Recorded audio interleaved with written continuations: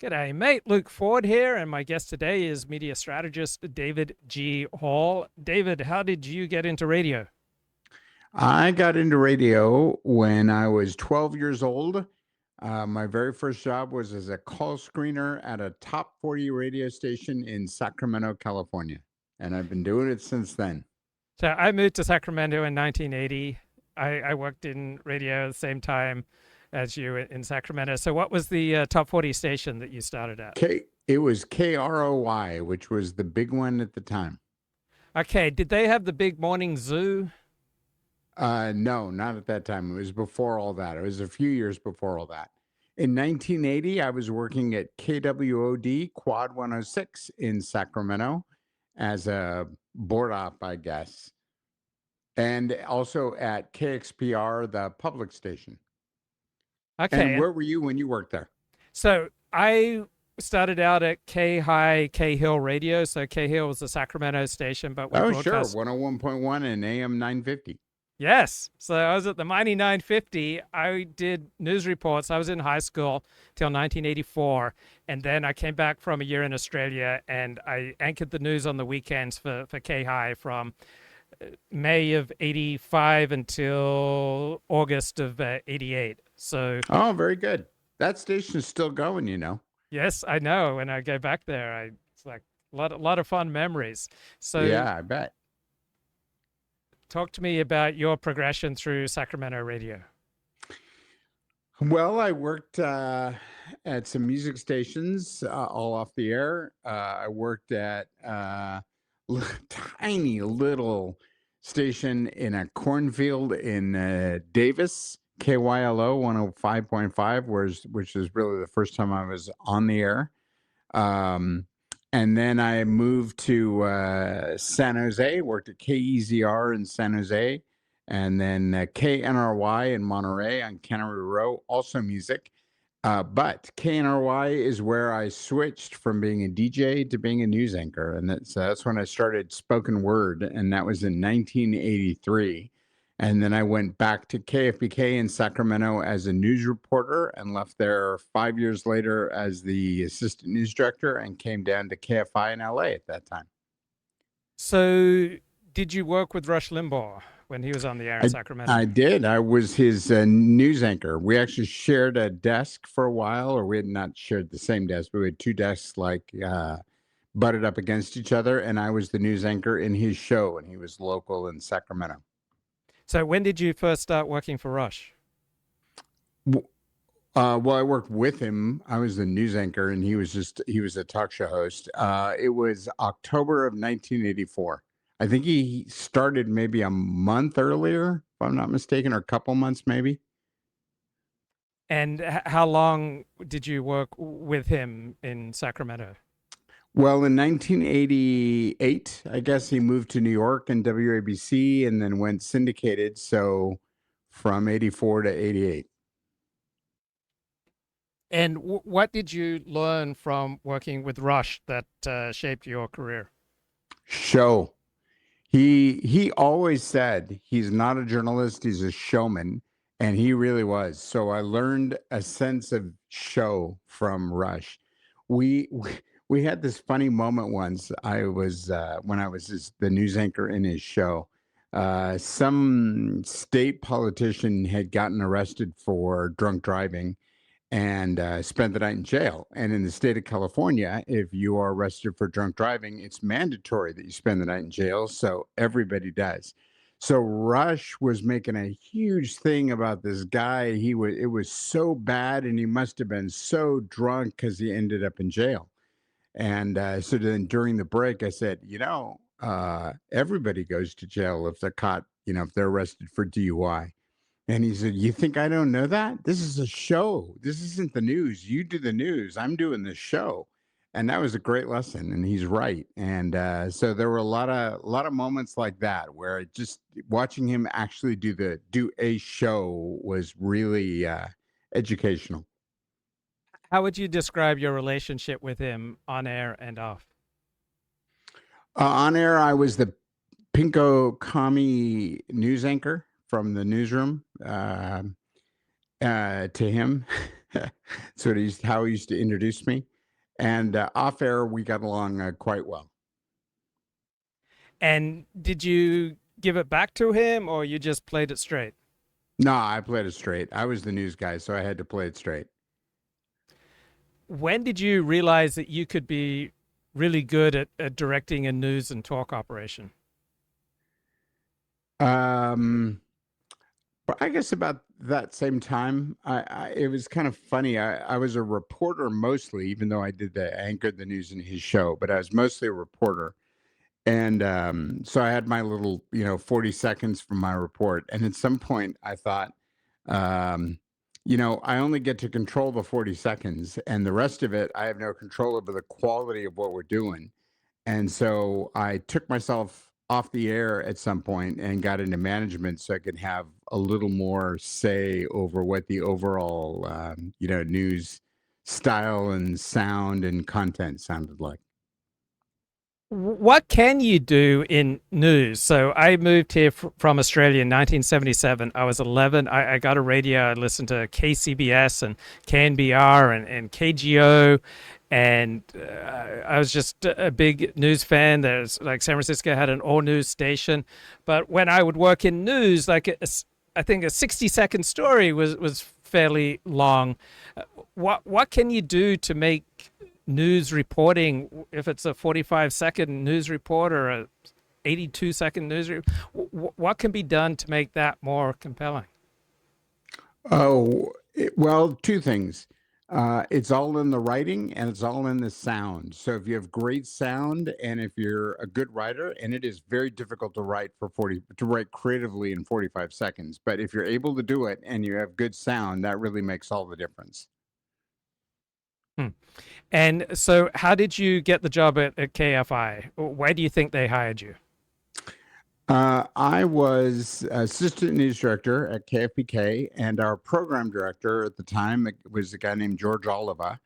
And I remember having a conversation with him once about why there was nobody doing news and talk in Los Angeles. There was KABC, which was the huge talk station. And in fact, it was the top billing station in the United States at that time and the number one station in audience in Los Angeles, and had been for a long time.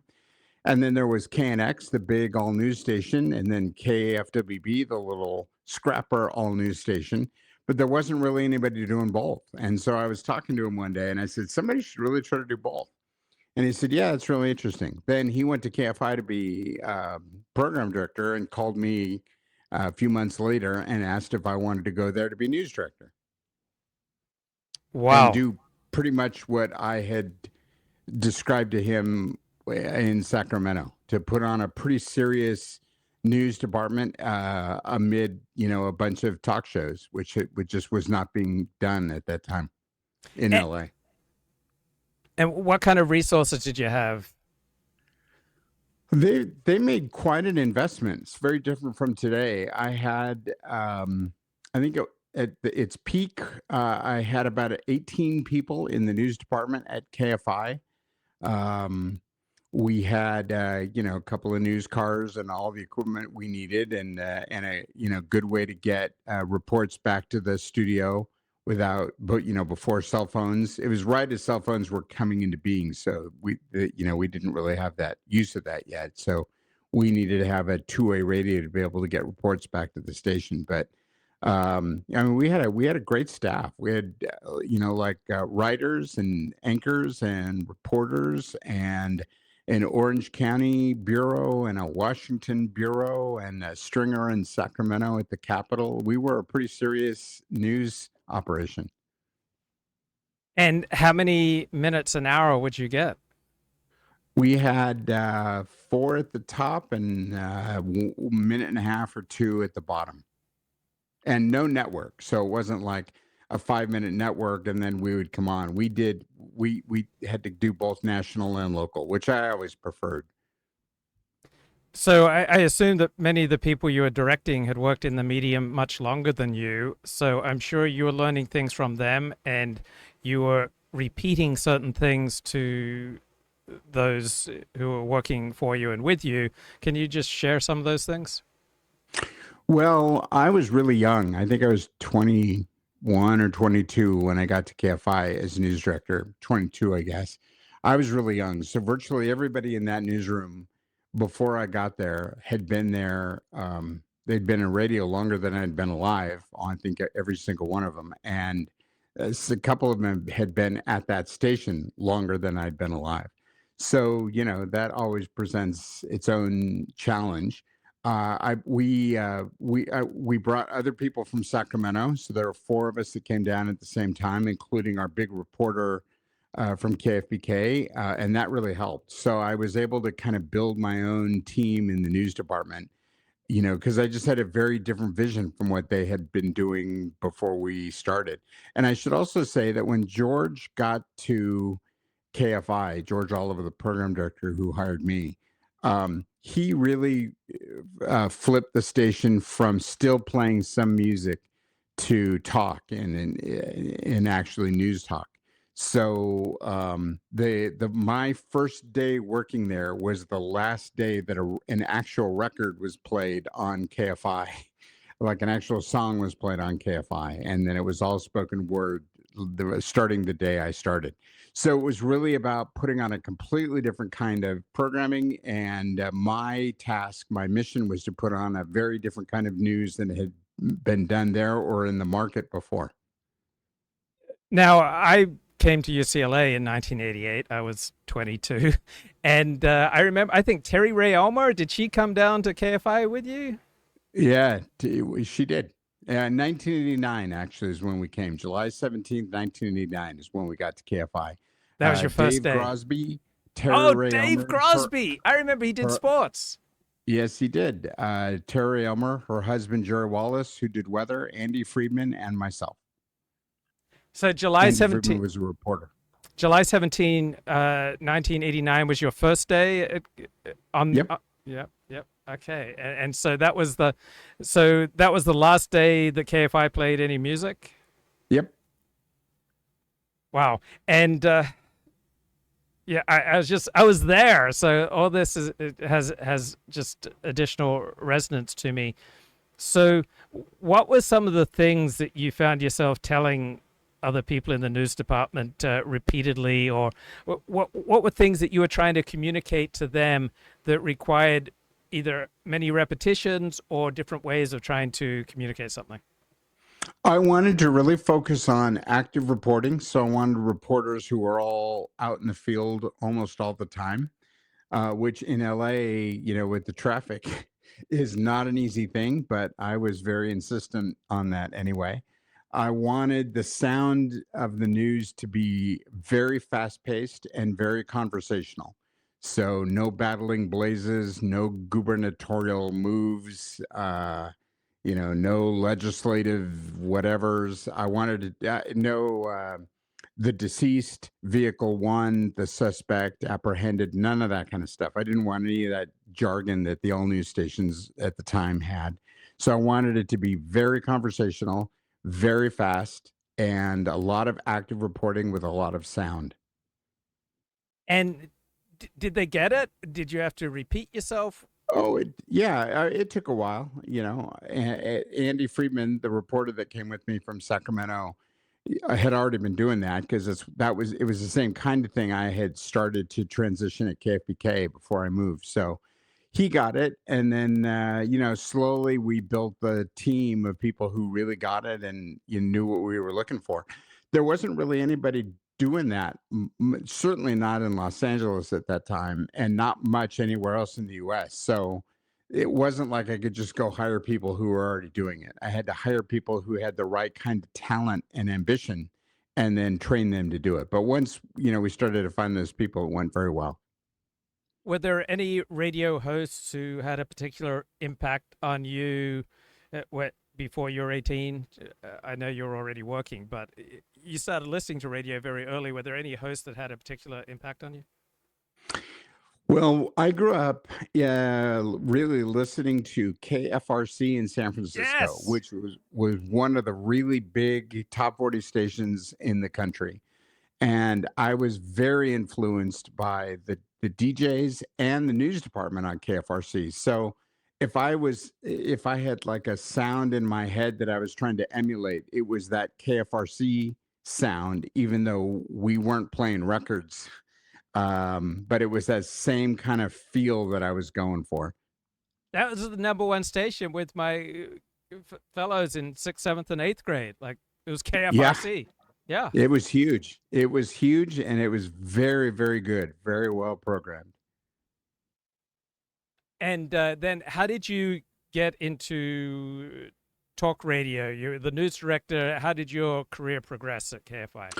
I was the news director for 2 years, and almost exactly to the day, 2 years later, George Oliva left to go do other things, and they were looking for a program director. And I had no programming experience whatsoever. I had just been the news director there, and then reporter, anchor, writer, assistant news director at KFBK. But I applied for the job and got it, which is crazy because it's a big station, big market. They probably could have hired anybody from anywhere, but I guess they liked what I was doing in the news, and they liked what I said, we could be doing or should be doing on the programming side. And so I got the gig as program director in July of 1991. How would you describe the ratings and the sound and the feel of KFI prior to your first day there? Prior to my first day programming or as a news director? Sorry, first day at all. So prior to July 7th, when you arrived KFI to take on as a job as news It director. was middle of the road. They had started doing some talk shows. They did a game show. Tom Likas was doing the afternoons, so they had Yes. a loud and very attention-getting, engaging talk show already in the afternoon. But then they were still playing some music in the morning. And in fact, my very first day there, then this will be a good illustration to answer your question. My very first day there, I went to the general manager's office to meet him in the morning when I got there. And the door was closed, and his assistant, who was sitting outside, said that he was firing the morning show because there was like a middle of the road morning show that had been on, and we were going to change to Terry Ray and Dave Crosby. And so I waited, and when the door opened, Gary Owens came out, who, of course, is a huge, legendary LA personality, and I certainly knew who he was, and he had done TV, national TV, and all that. So he comes. He'd just been fired as the morning host, so he comes out and sees me, and I stand up, and he introduces himself. And I introduced myself, and I said, today's my first day. I'm going to be the news director. And he said to me, well, he shook my hand and held it for a moment. And he said, well, welcome to Los Angeles. And I hope this market is as good to you as it has been to me. I absolutely wish you all the best. And it was such an amazing thing for him to say, having just been fired, 5 minutes before. And that was the outgoing morning show and sound of the station. And I was the incoming part of the incoming sound of the station. But that really, that was an amazing moment, actually, because I really looked up to him and had listened to him for years on and off when I was in Southern California. And for him to be that gracious was really cool. Now, I presume that when you lived in Sacramento, you loved nighttime when you could pick up LA stations. How would you describe the sound or the feel or whatever it connotes for you between LA radio, San Francisco radio, and Sacramento radio prior to you moving to KFI? So during the 1980s, I assume you still listened to some LA radio at night when the signal would bounce up to Sacramento. Yeah, when I was a kid, I used to listen to KFI actually at night. And during the winter, when it gets light later, I would listen to the morning show. And actually, I won, I won a Bee Gees album from KFI. I was the whatever caller from Sacramento, probably 5 o'clock in the morning or 6 o'clock in the morning or something, won the album, and they never sent it. So when I started working at KFI, I said, "Hey, where's the fabulous prize closet? Because you guys owe me a Bee Gees album. It's here somewhere. It's got to be." But so yeah, I used to listen to KFI all the time when I was a kid. at night, like you say. Uh, KHJ in LA was very similar to KFRC. They were the same company, they had the same consultant, a lot of personalities went back and forth. But I always found KFRC to be better programmed. And I think that might just be because it was Northern California and I was more familiar with it. But whenever I was in Southern California, I would always try to listen to KHJ. I would always listen to KFI. Um, as time went on and FM became bigger, I would try to listen to KMET 94.7 and KLOS as much as I could. I always really appreciated hearing LA radio. So, is there a certain personality who perhaps does better as a Sacramento radio host versus a certain personality who does better as a San Francisco radio host versus a certain personality who does better as a LA radio host? Are there any stereotypes or No, generalizations? no, I think the things that listeners listen for are pretty universal. And these days, now I'm doing consulting full time and I have been for, I don't know, 20 something years, 30 years.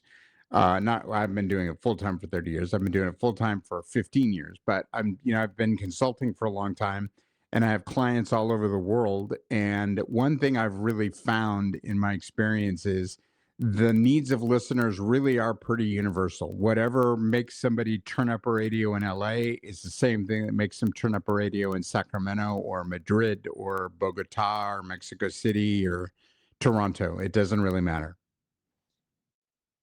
How would you describe KABC radio? What was going on with it when you moved to KFI in July of 1989, and then you worked as a news director for a couple of years? What was KABC doing then?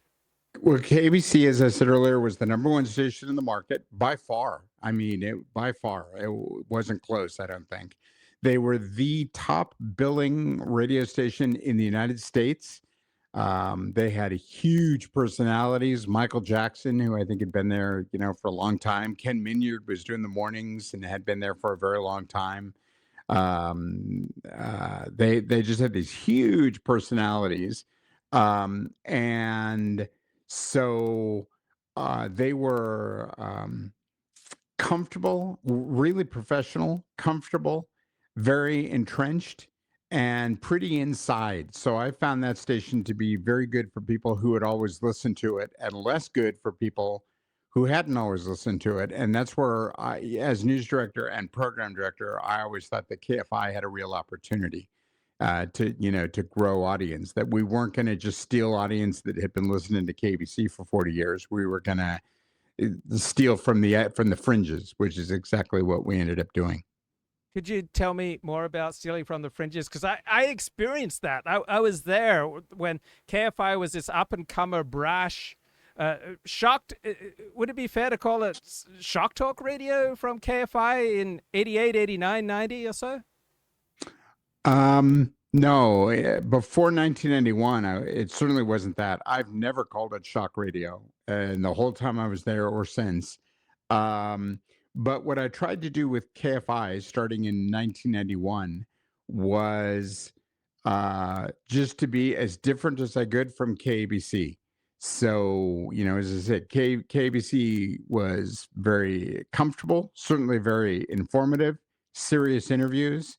And everything they did. I wanted to be the opposite of that at KFI. We even used to run billboard campaigns at KFI that were against the Dodgers, which is a crazy thing to think of now because it's just such an institution, of course. But KBC carried the Dodgers. And I knew from audience research that every time they ran a Dodger game, some significant portion of their audience that didn't really want to hear a Dodger game, whether they're a fan or not, started spinning the dial looking for something else, which was another great opportunity for us. So that's why we did those billboards. But I just tried to be everything that KBC was not, so that we were a real, like a serious alternative and not just another flavor of the same thing.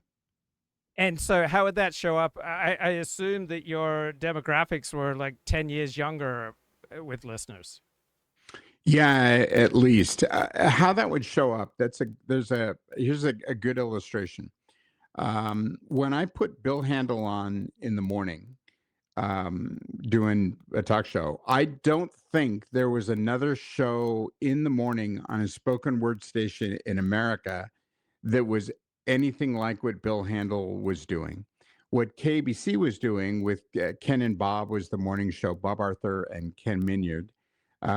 They were doing a very traditional and extremely successful morning show. And they would do like the dumb office facts of the day and, that kind of thing. So I had Handel go on and kind of go back and forth between just giving in his opinion like a talk show, which did not talk shows at that time just did not occur in morning drive anywhere. To give his opinion and go back and forth between that and explaining, so helping you understand what's going on today in no uncertain terms and easy to understand terms, and giving his opinion on what's going on today, rather than the dumb office facts of the day. And I don't mean that as a put down of that morning show at KBC. They had been extremely successful doing that for a long time, and they had a much bigger audience than we did doing that. I just needed to be completely different than that. So, what do you remember the date when you took over as program director at KFI? July 19th, 1991. Okay, so on that time period, what were your ratings compared to KABC? They were, I don't remember, 10 share, 8 share, something like that. And we were about a 0.8 or 0.9. Wow. Yeah. Wow. By the way, what did you notice about how Rush Limbaugh changed when he went national? He didn't change for a long time. After several years of being national, he he became a less entertaining and more serious, and that was probably the biggest change over the course of his career. He was really entertaining when he was local. And when he went national, he was at least as entertaining. He used to beat up on Teddy Kennedy and now the National Organization for Women and all kinds of things. And he had a lot of fun doing it. And he had song parodies and, he had a lot of fun, which was the show aspect that he brought to what he was doing. And then later on in the show, he didn't do the parodies quite as much. There wasn't quite as much humor. I think he was more and more focused on, trying to get people to understand his point of view from a more serious standpoint than early on. That was the biggest change. But it wasn't when he went national. When he went national, I think the entertainment value of his show is one of the things that made him really take off from the get-go.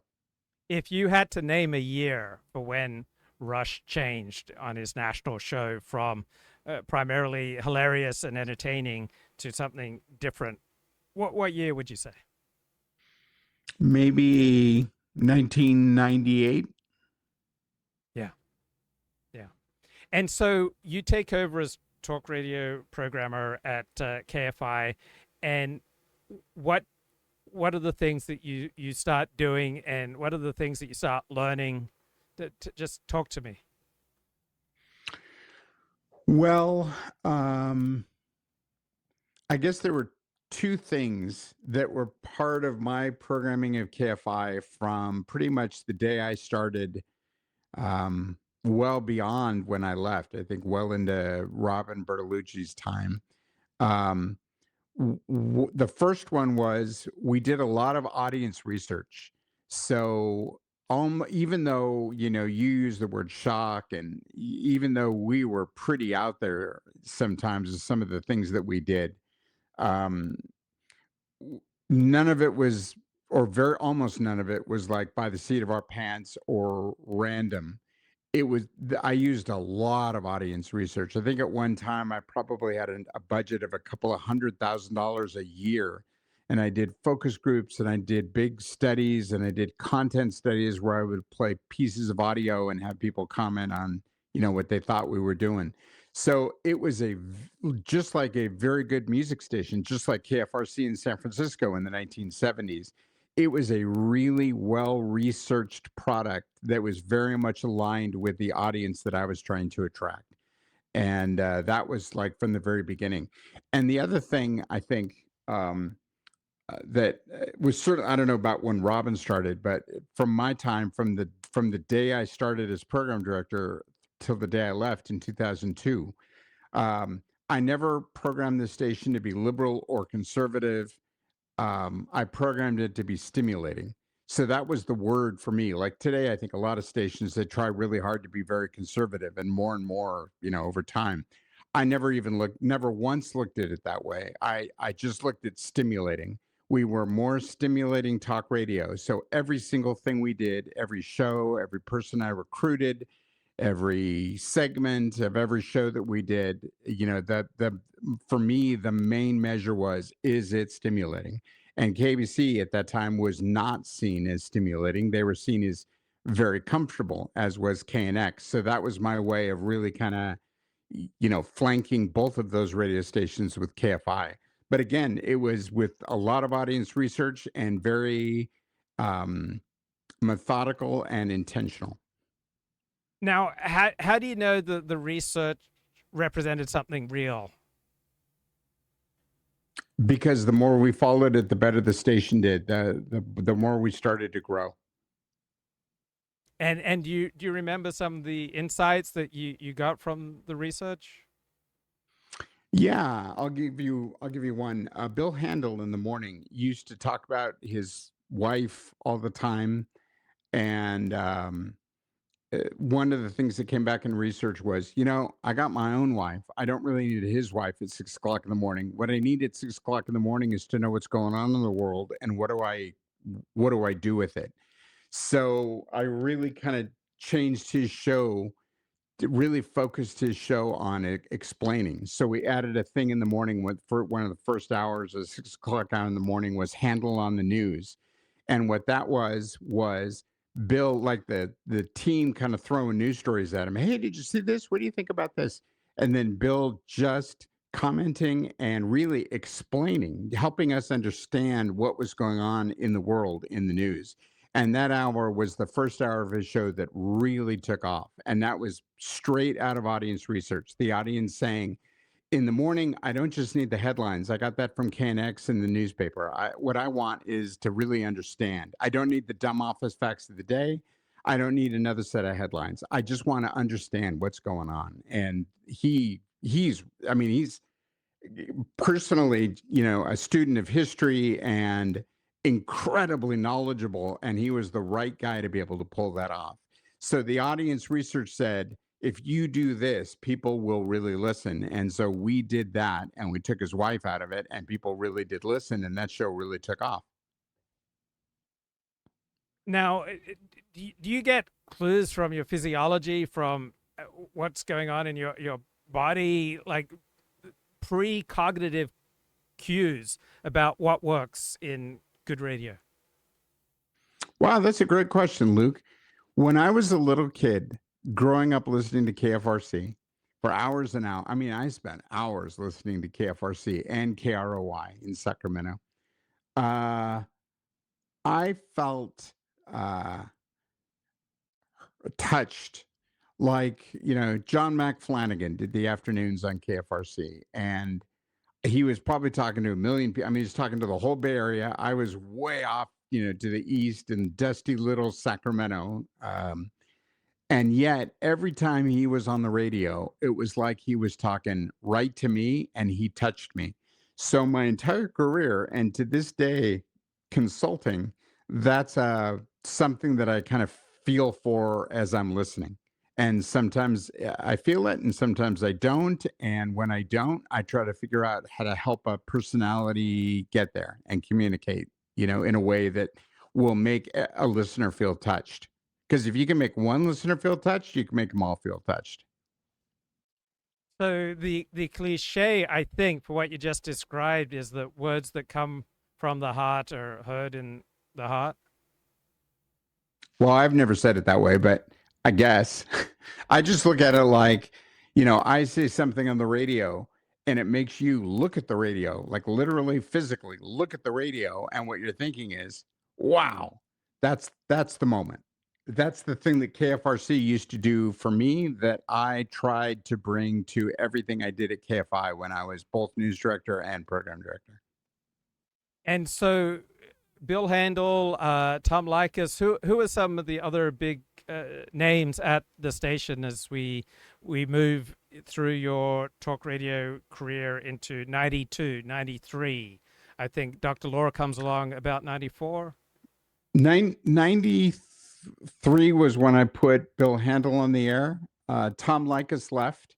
I put very controversial police chief Daryl Gates on the air as kind of a interim between Tom Likas and John and Ken. John and Ken, I think, started in, I think it was September, October of 93. Laura was already on the station when I started, but she was like a fill in. And then I put her on at night, and then I ended up putting her on during the day, and then she went on to become syndicated. And then I added Stephanie Miller, who I think is still doing a show or a podcast, I think a show, syndicated show out there. And then Phil Hendry.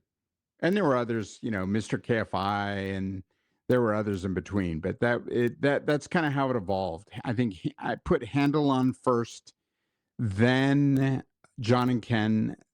No, then I think Laura, then John and Ken, and then Hendry. And that ended up being the lineup that, stuck. And in the case of Handel and John Cobalt, 30 something years later, is still going. Now, how would sessions work between you and hosts? I would assume you don't tell them, I need to coach you up. So I'm sure you had to communicate with each one differently. So I'm just curious how those relationships worked when you needed to communicate something to a host. How did that happen? It completely depends on the host. Bill and I would sometimes meet in the office, sometimes go to lunch. We used to go to dim sum in downtown LA, and that's where we talked. John Cobalt and I had one meeting in the office that did not go well, and we ended up screaming at each other. So after that, we always ended up over a burger in Beverly Hills at a particular place that he really liked. Everybody had a different way of communicating in a different comfort zone. And almost none of it was in the office over the desk. And to this day, it's like that. I work with these personalities, some of them really big and really successful all over the place. And the relationship with each one and the way we meet and communicate is completely different for each one. Yeah, I can only imagine. So when did the ratings start heading up, and were there any major milestones in your early years as program director at KFI? It took about 2 years.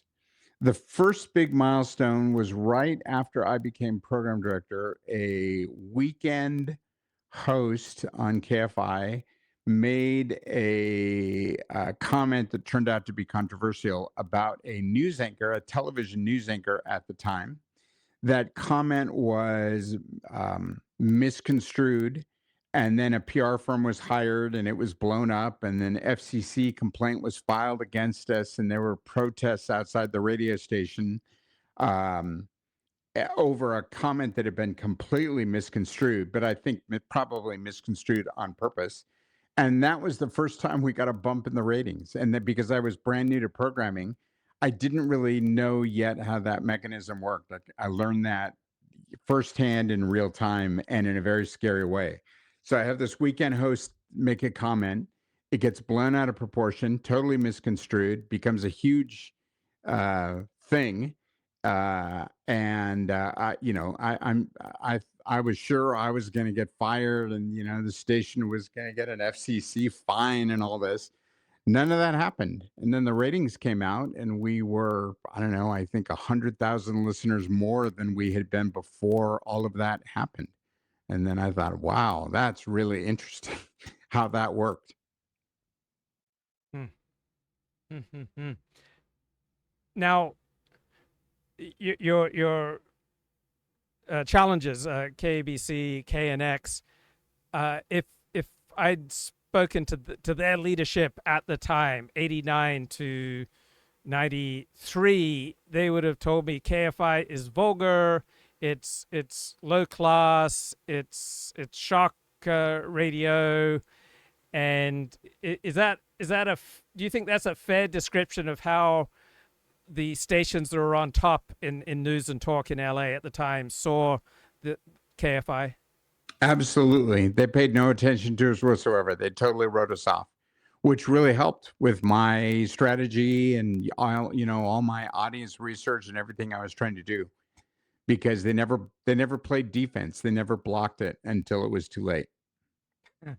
Now, how did you spend your time? Let's just take, say, the first year as program director. I don't know, you're working 40-hour weeks, 50-hour weeks, and then how would that get sliced up?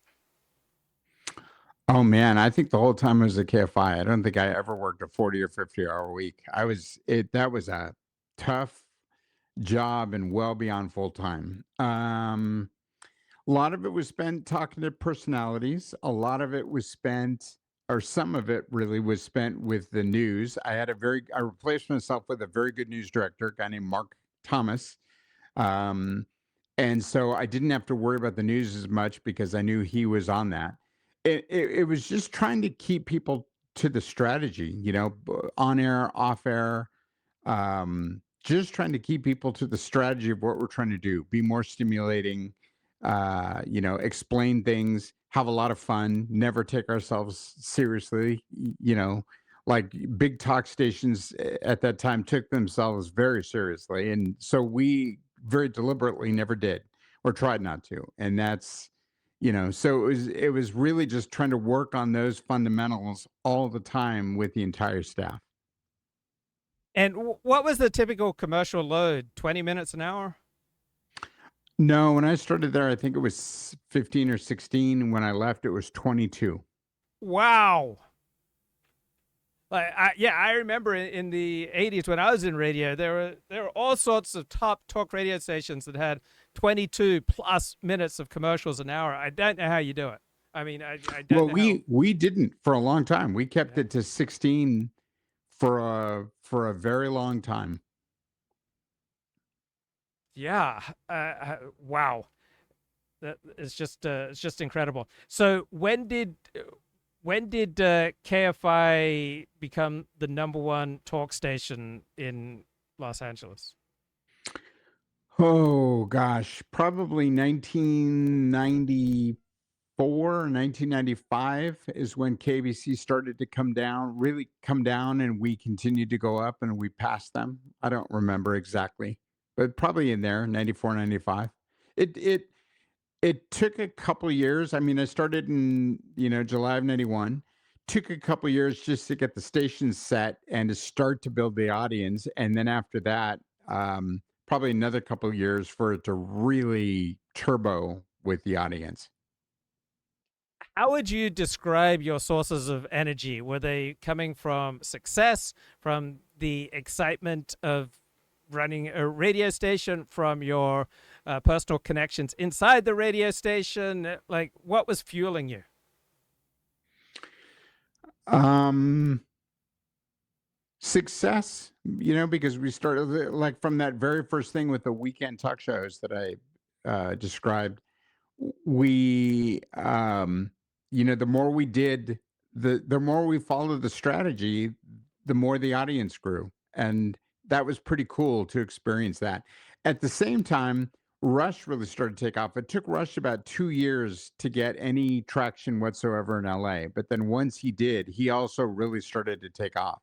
So I think we kind of had it was like a multi-factor thing. I think Rush was starting to bring a lot of audience into the radio station that I was trying to spread around to other shows.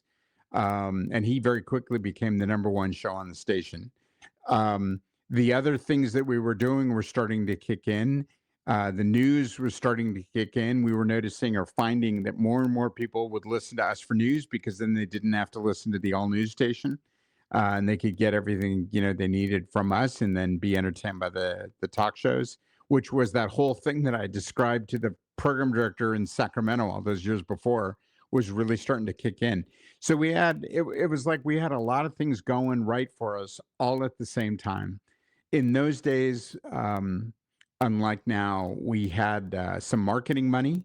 We didn't have a lot. We didn't. I don't think we had as much as KBC or KNX, but we had some marketing money, and we had a very good marketing director. And our strategy with marketing the radio station, outside to draw a new audience, was to focus it. So instead of just doing a billboard campaign where we'd have billboards up all over LA, so you wouldn't really see any of them because we couldn't afford very many. We kind of like grouped them. So in one area, you would just see us all over the place, like we'd own it. Because if we could only have 20 billboards rather than diluting it over the whole metro area, we would just use it all in one place, or with one campaign or whatever. And that I think that also really helped. I think the way we marketed, and we did a lot of guerrilla marketing, and I think every single one of those was a big factor that led to it. And the more successful we became, the more energy I got from it, to answer your question. Did you have mentors during this time period once you became news director at KFI and then program director? Was there some guy in New Orleans or New York who you'd reach out to first when you didn't know what to do?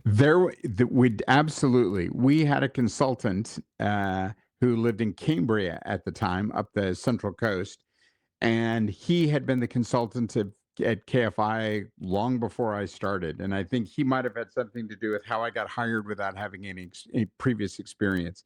And he and I talked every single day, except for when he was on vacation. Every single day that I worked there until I left in 2022, he and I talked in 2002. I mean, sorry, he and I talked, and I would run everything past him, and he would say, "Oh, that's a great idea," or "Be careful about this," or "You're not thinking about that," or "Somebody tried that over there and it didn't work," or whatever. He was a great consultant. He's the reason why I'm a consultant now. Actually, he really inspired me.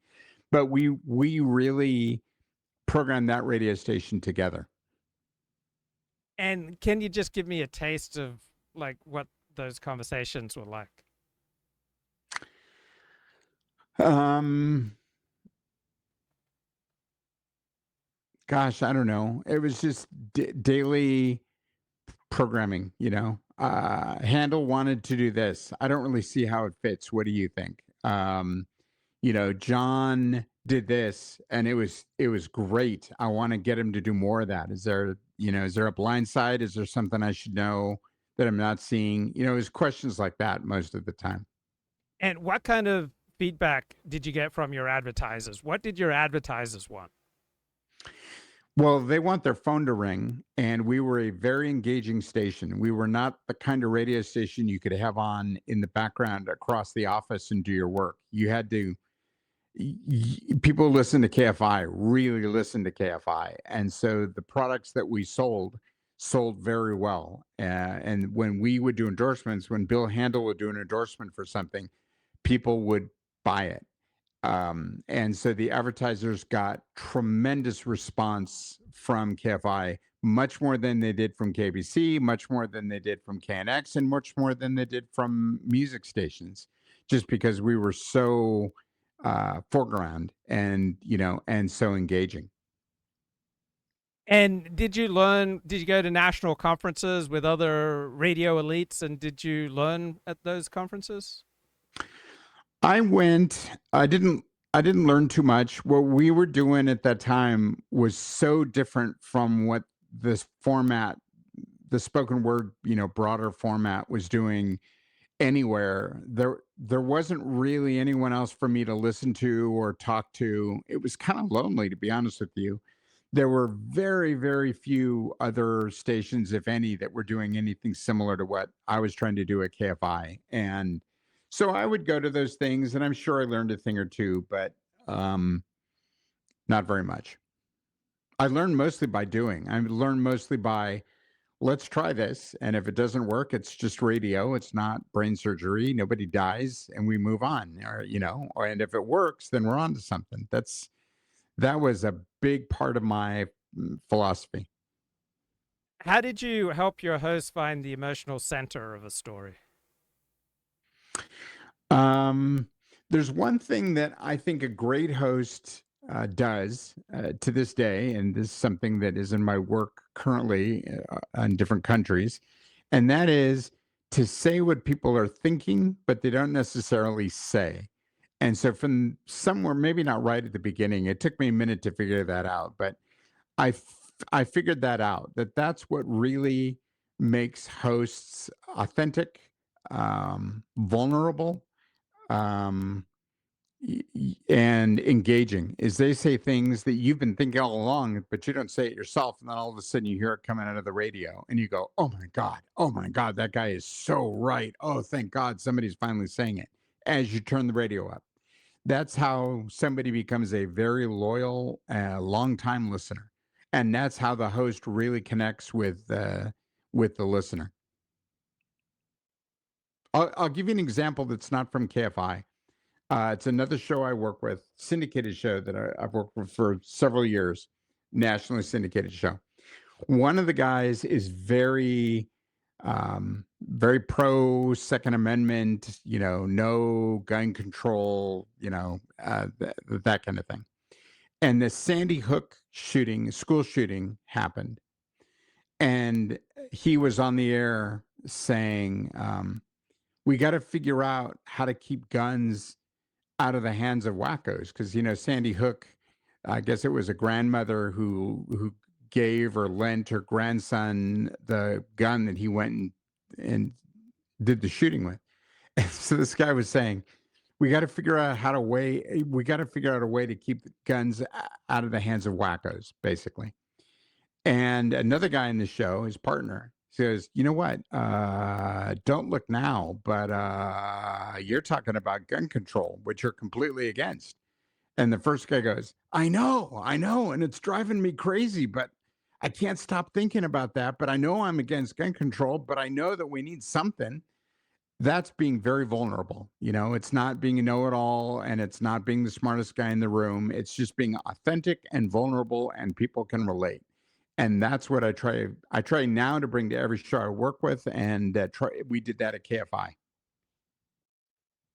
How do you think that John and Ken lasted so long together? Because usually there are tensions that crop up in these arrangements.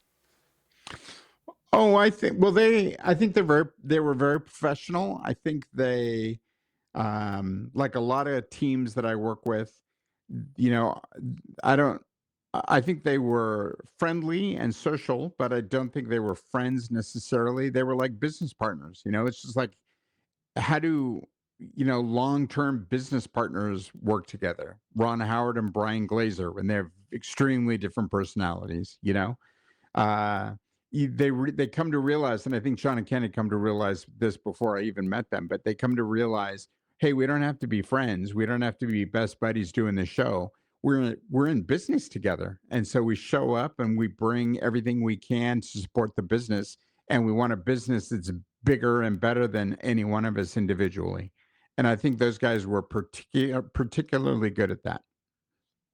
I've got a commercial question, not a moral question here, about Tucker Carlson's final years at Fox when he would often get monster ratings, but nobody wanted to advertise on his show. So, did you have to deal with anything like that? Oh, we had advertisers bail. Not very much. I mean, we produced such great results. I think, and it really the advertisers that we had, they're mostly local. They're mostly direct business advertisers.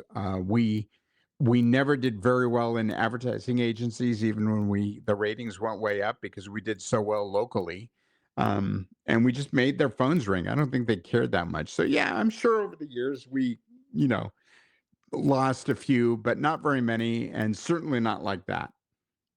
When you were the program director, what was your attitude towards syndication versus local programming? I did not like syndication, which is funny because now I work with some syndicated shows that have become very successful. But I did not. I was not a big fan of syndication. I wanted KFI to be live and local as much as possible. So, I remember when I used to listen to Ron Owens because I was in Northern California. I listened to him for years, and then I was like, oh wow, he's come to KABC, but that didn't work. And in Australia, big Sydney radio hosts, right? They don't do well in Melbourne, and not Ron Owens didn't do so well in LA.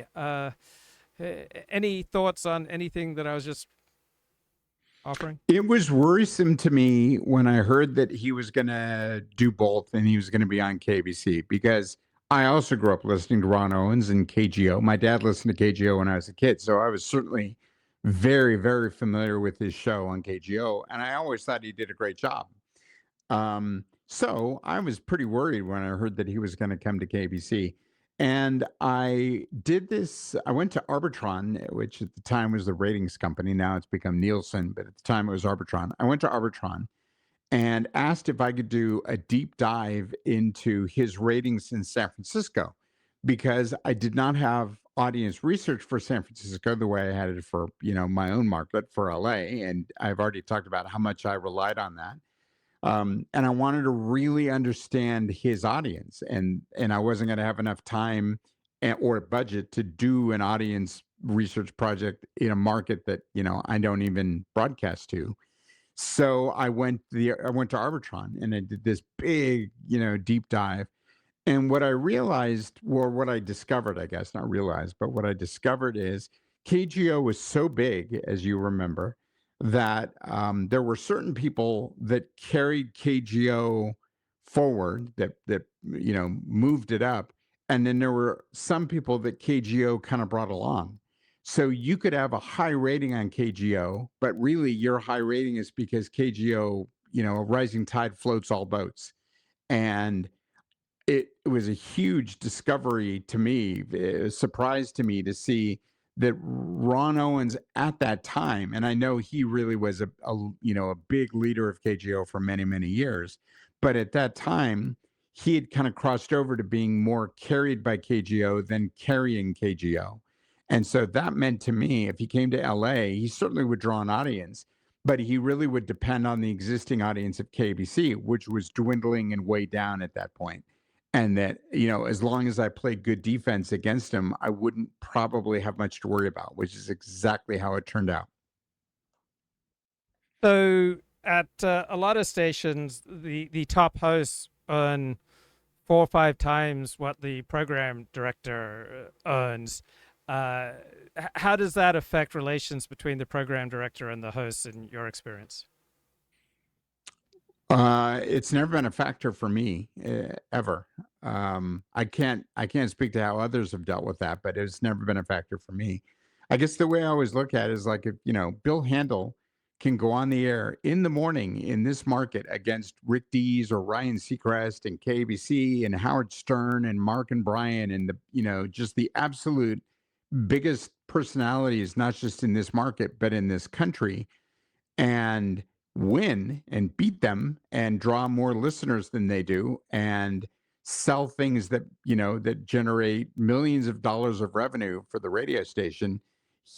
I would want to see him paid very fairly for that. And I never looked at it and would never look at it like, wow, this is what I make, that's what he makes. That just wouldn't even come up, wouldn't be a factor.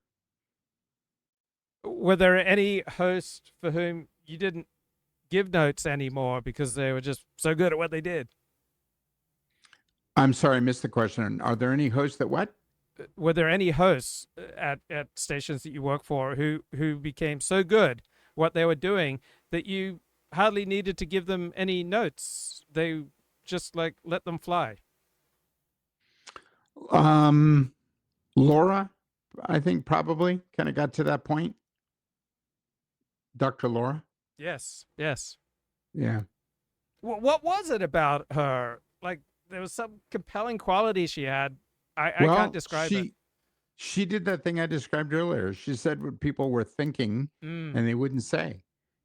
So somebody would call her up and they go, "Oh, my boyfriend and I are so in love and we're going to move in together."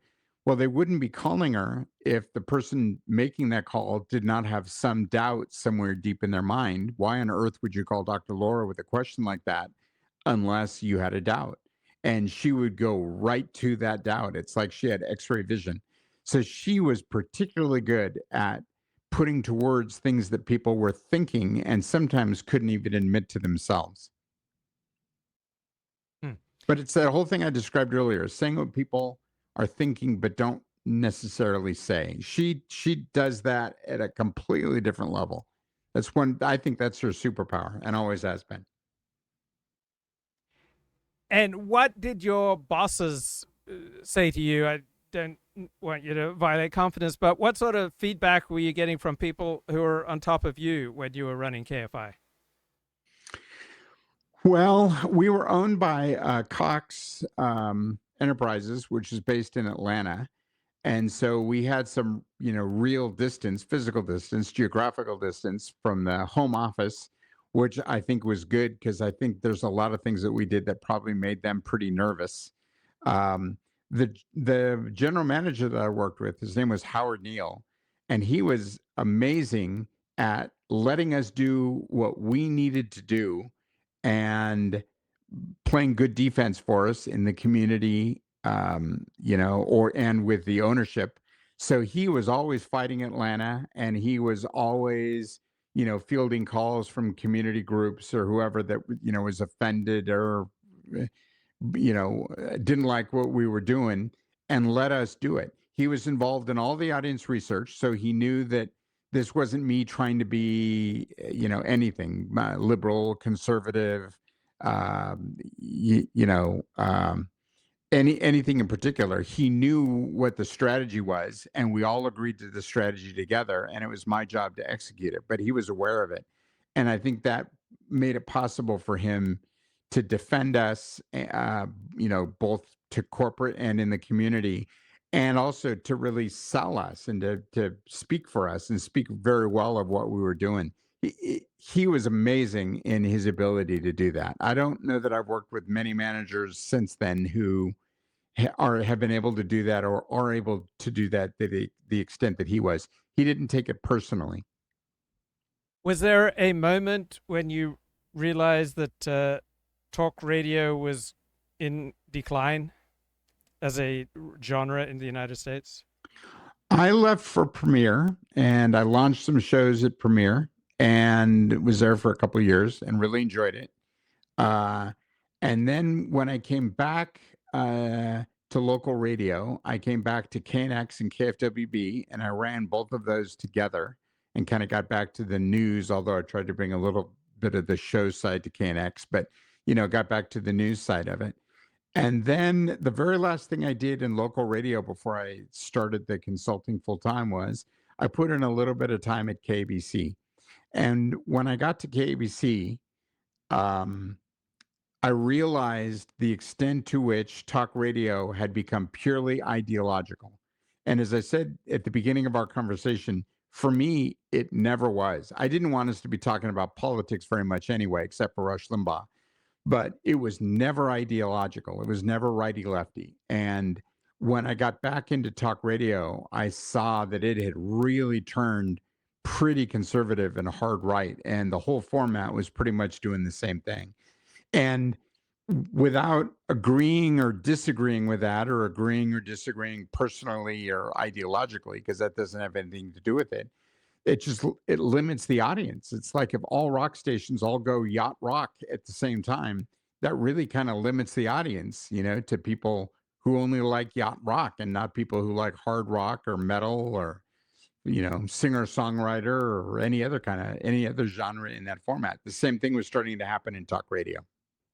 So let me give you a theory for part of that, and that is for a regular bloke who's not liberal, right? Just not liberal, and has a job in an office, like he just has to walk a minefield, right? He can't. He has to so squelch like his natural reactions to the world around him. He like your average bloke who's an employee in an office feels castrated and and things that are just blindingly obvious to you, you cannot say at a workplace. You have to behave like, a castrated bloke. And bloody talk radio like that's a way of letting off steam. Does any of that make sense to you? Yeah, totally. And it does exactly that in one category, politics. But there's a lot of other things to talk about. And that's why, again, at KFI, I tried to not be political, especially nationally political, and tried to keep it to more local things and more real life things and more daily things and not just politics. Now the format is really just politics, isn't it? To a large degree, not entirely, but to a large degree. And yep, that bloke, I don't know how many blokes we have here in the US, but that bloke definitely now has a voice and now has an outlet and now has liked people, talking that he can agree with and that have been saying that are now saying on the radio things that he probably was thinking all along, which is very powerful, as I've said. But that's just one category. That's just one genre, I guess. But your average bloke, like there are blokes who've gotten into trouble for the most like innocuous comments to me anyway. At work, like I'm thinking like in the minefield of male female relations, like in elite media, in you can crap on men all day long, but if you ever suggest that like women have a weakness or like I'm thinking in male female relations or the struggles and challenges dealing with different groups, not in the politics of it, but just in the we're formed raised with different codes, right? There are all these parts of life that you cannot talk about at the office or in polite society with like if polite society is like university graduates and Yeah. and outside of like forget bloody politics, but just like male female relations between groups. You saw something and like you were horrified, but you cannot say that out loud how horrified you are by what you saw. Well, that's where talk radio should come in, right? Isn't Yes. that where, we say the things? And I think Howard Stern actually Yeah. was particularly good at this. He would say the things that everybody thought and didn't feel like they could say. That's what we did at KFI. That's what the people I work with now, to the extent that they can, that's what they try to do. That's exactly that. They solve that problem that you're describing. That's what the format at its best, I think, does. So why And did and even sorry, morning go ahead. shows even morning shows on music radio stations, I think sometimes are able to pull that off. And I think that's great for the audience that they have, that they're able to say things that their audience thinks would never dare say, and then they say it, you know? How much is talk radio like top 40 radio in that you have a host who usually play the hits, right? Whether it's constitutional conservatism or whatever their shtick is. How much do you think talk radio resembles top 40 radio? Well, these days, probably not very much. When I was at KFI, KFRC was in my head every single day. um, I think these days I think it's very different now. I don't think there's nearly as much audience research being done. KFRC and KHJ and KISS FM, those were really highly researched radio stations, and mine was no different at KFI. These days, there's just no budget for that, especially on the spoken word side. Music stations still do some research, but talk stations rarely do. And so there's a lot more flying by the seat of your pants and kind of being the echo chamber for the audience or the people that are calling in anyway, and not really trying to figure out where the line is or where the boundary is. So I would say much less now and much more 30 years ago. Who are your peers for whom you have the most respect? So not so much the host, but the programmers and the coaches and the consultants. Who are I'm sorry, Luke, I missed Yeah, the question again. yeah, Who yeah. are the You programmers and consultants that I respect the most? yeah. Um, I don't know. I think I've been away from it, from the radio station level here too long to be able to say. I don't Great. know. Okay, great. So why did you leave KFI in 2002? Because all of my shows were being syndicated by Premiere, and Premiere wanted me to also go there with those shows and create more shows there. And I had been at KFI for a long time, and it had been a really good run. And I felt like that would be a really interesting next chapter. What price did you pay for being a great talk radio programmer at KFI? Uh, I don't know. I worked too much. Uh, I don't know. I don't know how to answer that question. Okay, great. Let's just skip it. When did you stop being a radio programmer primarily? Like, what year was it? Was it 2008? July 2010 is when I left KBC. And what was the state? What kind of radio station did you leave in July 2010? A very conservative talk station that fits right in with conservative talk radio all over America today. And how long had you been there? I think it was there a year, maybe. And was that a congenial experience? No, it was a tough experience because that's just not, as you can, if you think back over the hour of this conversation, that's just not how I, ever programmed it before. So it was more difficult, more challenging than I expected that it would be. And so, what were you thinking? Where you were going to go after you walked out of KABC in July of 2010? What type of thoughts were in your head?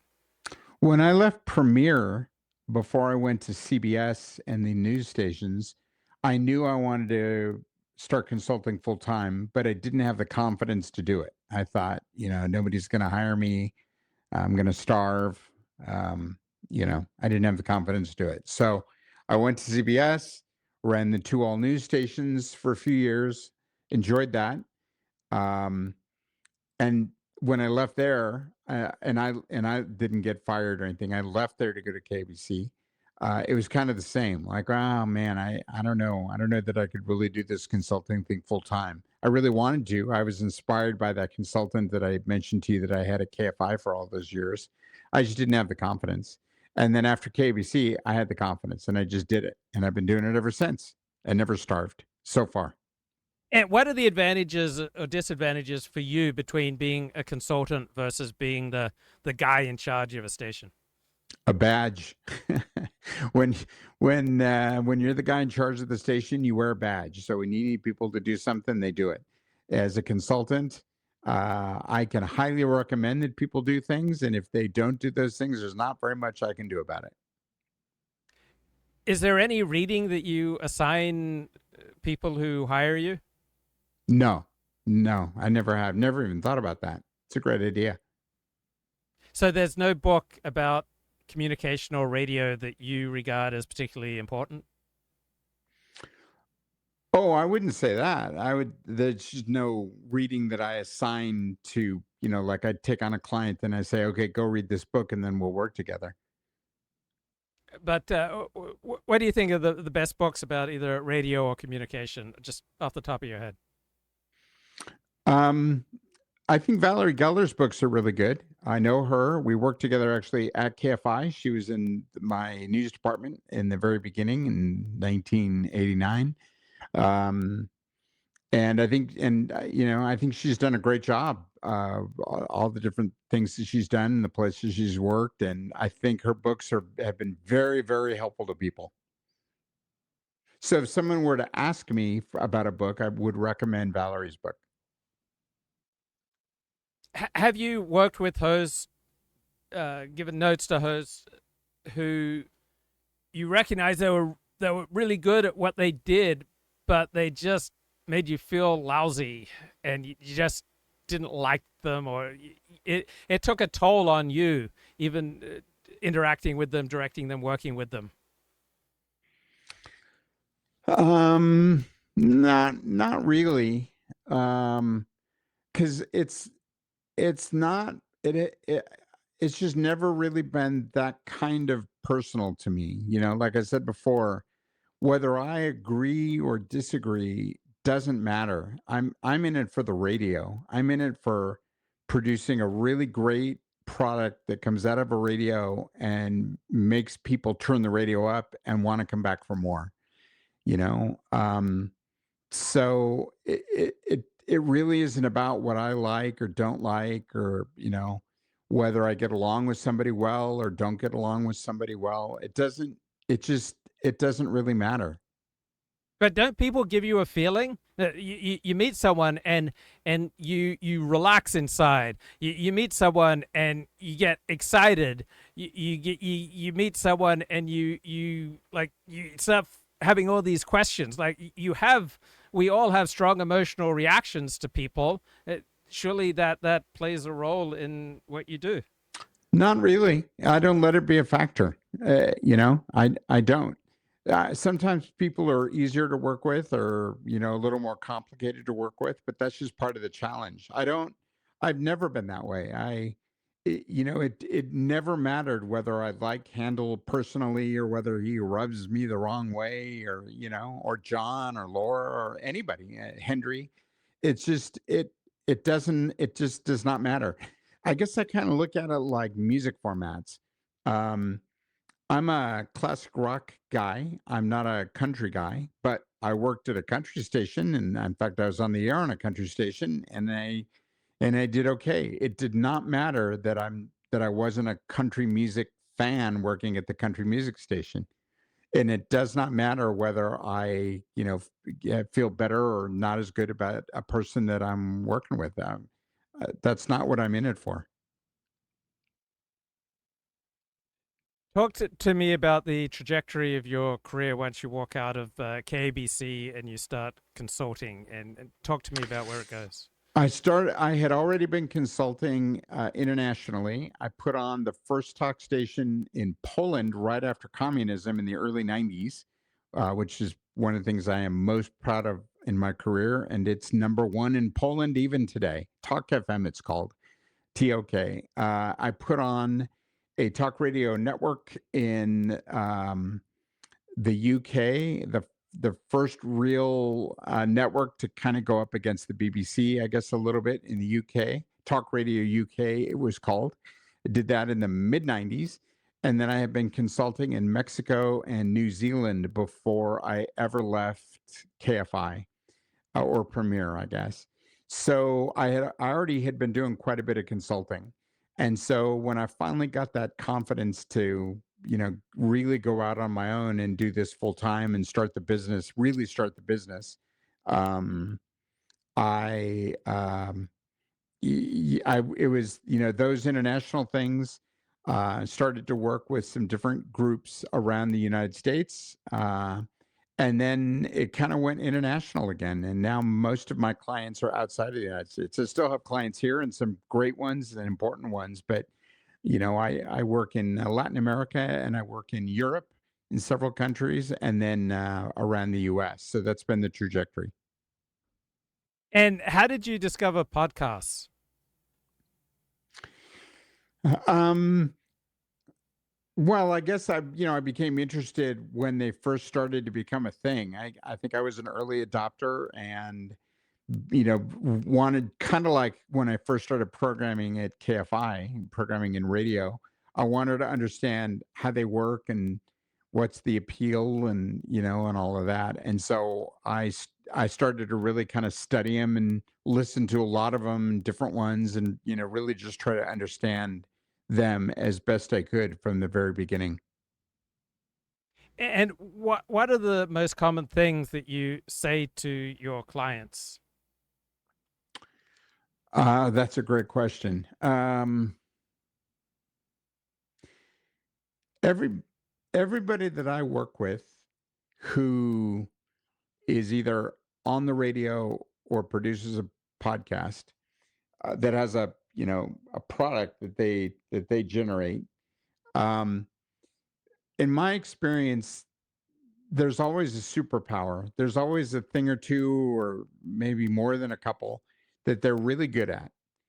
And also, often, they shoot themselves in the foot. And I see my role as trying to get them to shoot themselves in the foot as little as possible, while highlighting their strengths and the things that they really do best and maybe better than almost anyone else as much as possible. And you would think that'd be kind of a no-brainer, but that ends up being the challenge almost every time for And different reasons. what are the most common ways that people in the audio business shoot themselves in the foot? They're very inside, so they do a show for people who've always listened to them, which makes that show very difficult for somebody who has never listened to them. So that keeps them from growing an audience. Um, that's probably the that's probably one of the biggest things that I see, and I see that all the time. Even shows that do a really good job, at some point, they just kind of assume that the audience knows all their tricks and knows all their nuances, and they kind of get into a shorthand, and new audience doesn't know that. They don't, and it makes it very difficult for new audience to listen. um so that's one. um Another is interviews can be really difficult. They're better in podcasts, but on radio, interviews are really difficult to do because you introduce the person at the beginning, and most hosts forget to reset and come back and reintroduce the person later. So if you hear the first 3 minutes, you hear the introduction, who the person is, why we're talking to them, and the best question, because every host thinks of, the big question they want to ask, and it's usually they ask it in the first couple minutes. After that, it's just kind of an ongoing conversation. And so anybody who tunes in after that first 3 minutes often doesn't get who the guest is or why they're there, and they never get the big question, because that's already passed by the time they come in. So it's actually pretty hard to do an interview well, and so that's another thing that comes up a lot. And being a professional in the audio business, how does that affect your ability to get pleasure from choosing to listen to audio? Well, I don't listen to spoken word audio recreationally. I just do it for work. I listen to music, radio, and music, when I'm just on my own time. Um, but unfortunately, it never really turns off. This is kind of embarrassing to say. I've been in church watching a priest do a sermon, wanting to air check him, wanting to say, no, no, no, you should start with the story, and no, you should explain this, and no, you should, like, like coaching him. Most unfortunately, it doesn't turn off. If there's anything that turns it off, what is it? I guess music or movies or. Yeah, just music. Yeah. And do you have a favorite songs, favorite band? Uh, my favorite artist is Simon and Garfunkel, as a matter of fact, going way back to my early youth.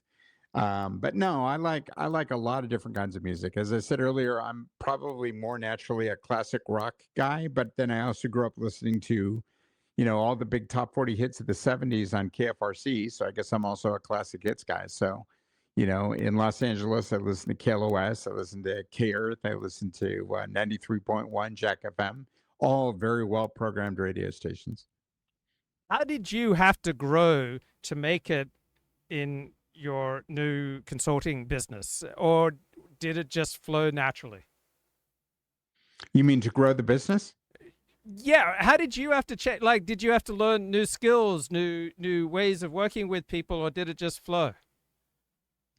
No, it mostly flowed. I mean, as I said before, I had been doing it, part time from the early '90s anyway. So I have a lot of experience, and I had a great mentor. So the consultant that helped me all that time at KFI also inspired me in what I'm doing now. So, I had a really good role model.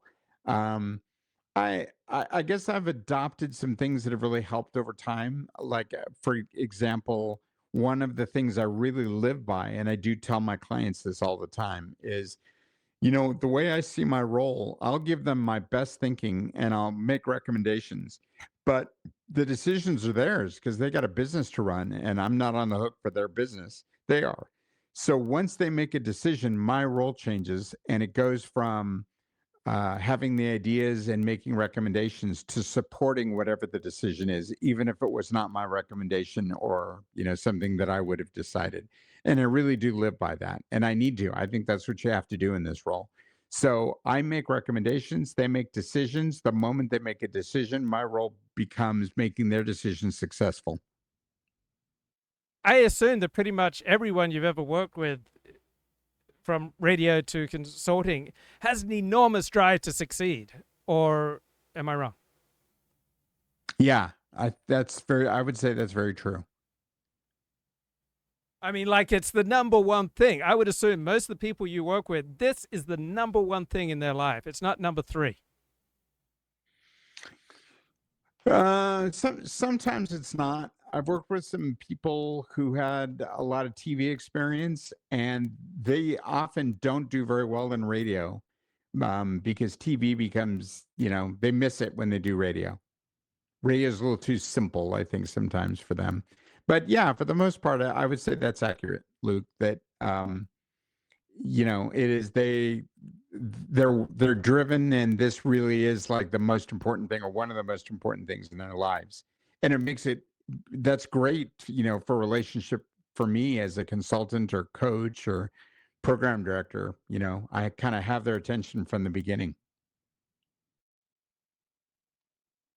Are there healthy drives that you notice, and unhealthy drives? Like everyone you work with is incredibly driven. Uh, uh, you don't even think in terms of healthy, unhealthy drives. Like one person trying to get back at a girl who rejected him in fifth grade. You don't notice healthy versus unhealthy drives. No, not in my work. Not really. If I were a psychologist, yeah, probably. And sometimes I feel like a psychologist in this job, but no, not really. How much are you required, or have you been required in your professional work in radio and then other forms of audio, to assure people, to tell them that they're good? Well, that's a big part of the job, but I think from the beginning when I first started programming, I realized it isn't really helpful to say, "Hey, you're doing a great job." It's much more helpful to say, "Wow, you're doing a great job because I heard you do this and this and this and this. When you do those things, man, you are on fire." And to be very specific and genuine about it. So I mean, my whole career, that's what I've done. The radio, or the hosts who've caused you the most aggravation, not because they were bad people, but just because they were so provocative. I assume Phil Hendry caused you more than anyone else. No, not really. We have a great relationship. We had great communication when we were working together. Whenever I was going to be a so-called guest on his show, he told me. I knew it. I knew what he was going to do. Um, and I always had the opportunity to go, "Oh man, I don't know, that's cutting a little close." I got kids in school, or whatever. Um, so no, actually, not really. But, I mean, That was, I aggravation think, from one the of the best outside. partnerships I've had in my career, actually. But you got more complaints. Didn't you get more intense complaints Oh, about I don't care Phil? about complaints. Complaints are good. Let me tell you, the day that I would not get complaints, that would be a scary day. Uh, but but uh, I but love the complaints. but did they make your life complicated? I mean, what? No, No, no, no, no. no. That's part of the payoff. That's how I know we're touching people. So the most controversial, it so there was the most. You talked about that situation around 1992, where there was a comment made by a radio host about a TV news anchor, and that was somewhat a scary situation for you. It was, and that, I think, was probably the moment when I realized that complaints are good, and complaints. should not complicate my life. They did during that time because I didn't know any better. But after that, they didn't. That was such a great lesson for me. And then after that, things just kind of fell into place for how you should regard complaints. Well, I mean, there's always a lot of complaints. I guess I always just took them as good news. The more complaints, the better. What do what do you do with podcasters that was different from what you did with radio hosts? Well, the first thing is to understand that podcasting is its own medium. It's like TV and radio are separate media. Um, and podcasting is its own medium. There are a lot of people who start a podcast kind of thinking like they're doing a radio show, but it really isn't a radio show. People use podcasts very differently, and that's like the most important thing I think for people to understand when they're doing a podcast. And also, radio is broad, it's broadcasting and it's mass, and podcasting is niche, and that's a pretty big difference too. So there's some things about it that really are very different than than spoken word radio. It is spoken word content, but it's really its own medium, more than I think a lot of people appreciate. What separates the people who are great at what you do from the people who are merely good? Well, talent, which can't be taught, uh, sense of humor, typically, um, the ability to really boil things down, whether it's a podcast or radio show, is I think is really key now, maybe more than ever. We're living in a more complicated world all the time. Um, yeah, I would say probably mostly those things. Are there any things that people share with you that no one else has told them till you did, and it like opened up vistas? It shone a light. Where there are certain things that you've been able to get through to people that no one else they told you was able to.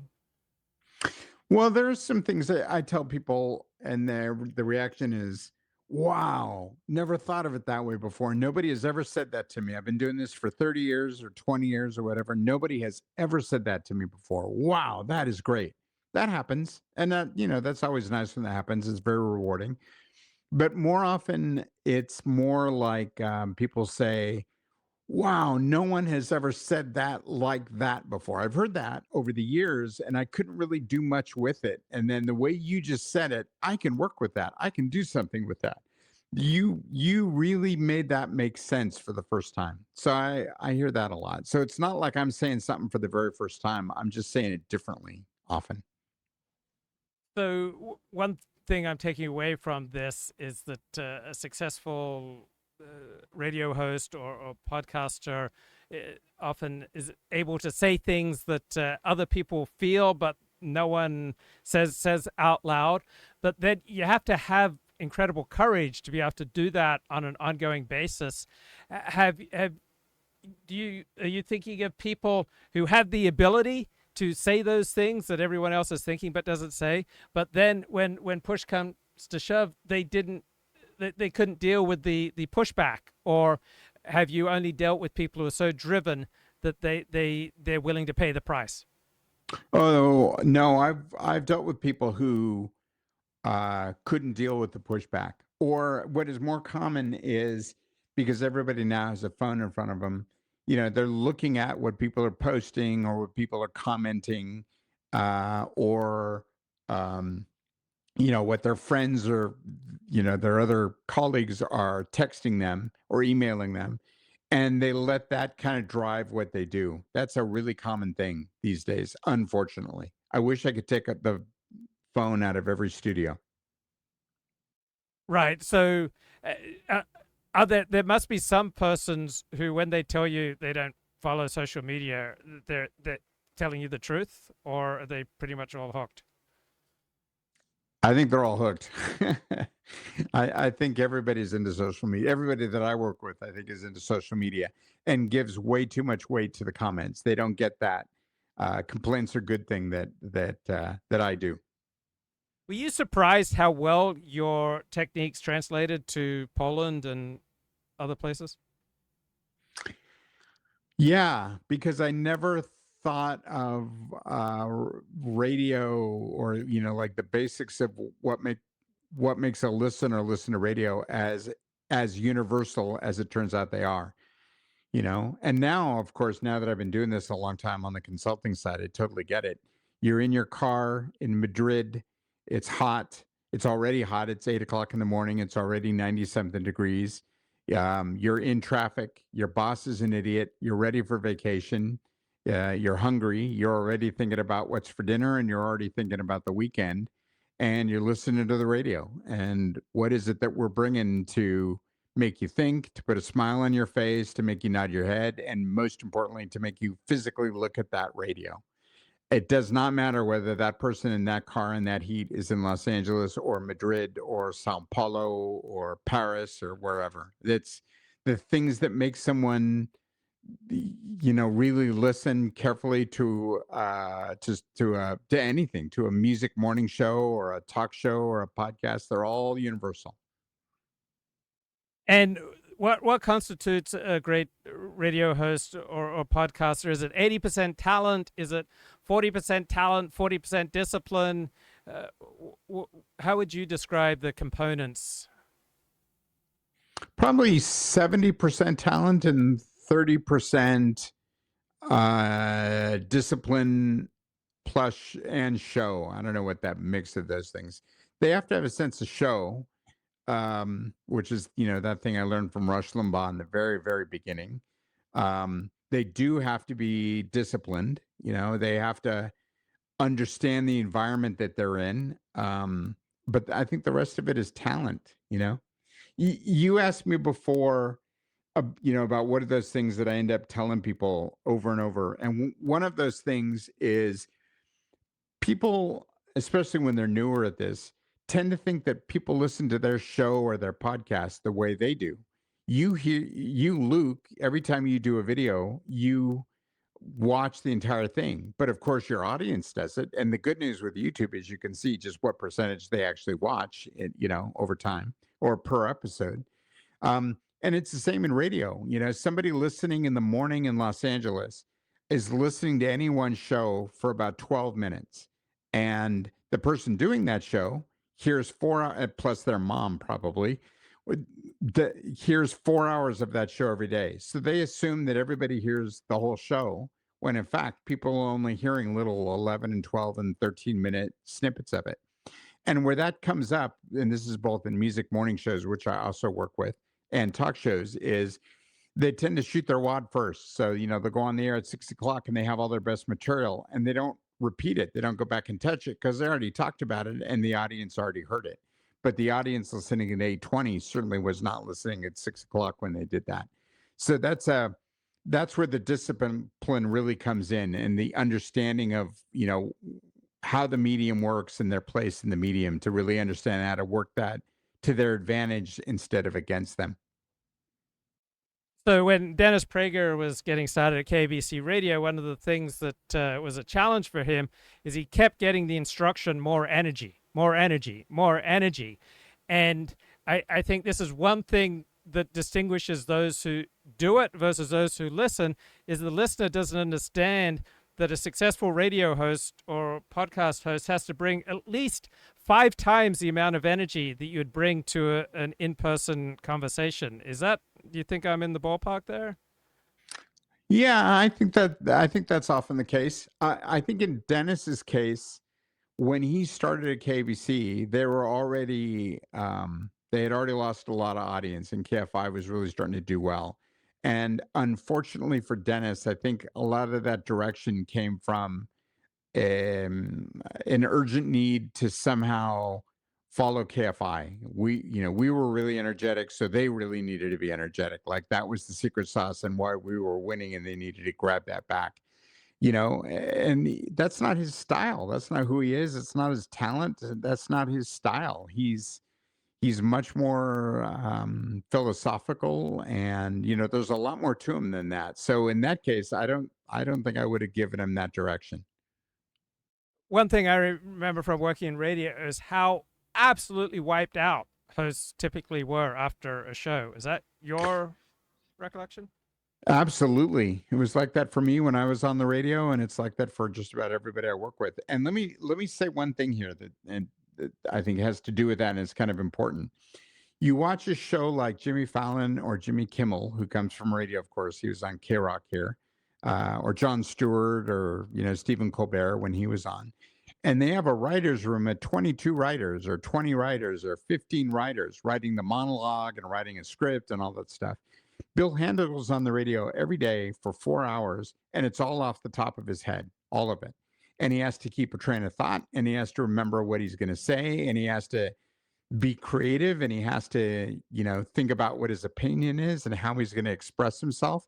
That is remarkably challenging. And I don't think people really appreciate that. A radio show generates 2 or 3 or 4 or more hours of original content every day, all by themselves, whether it's one person or two people. Rush used to do 3 hours because he had no guests. He used to do 3 hours every day, all original content, all generated by himself. He had no writers.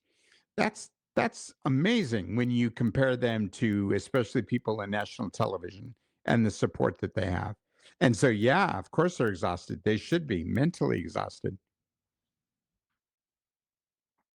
I feel like I can get a read on someone from 1 to 3 seconds of their voice. Like when I call my friends, family, I immediately know where they are emotionally, what's going on with them.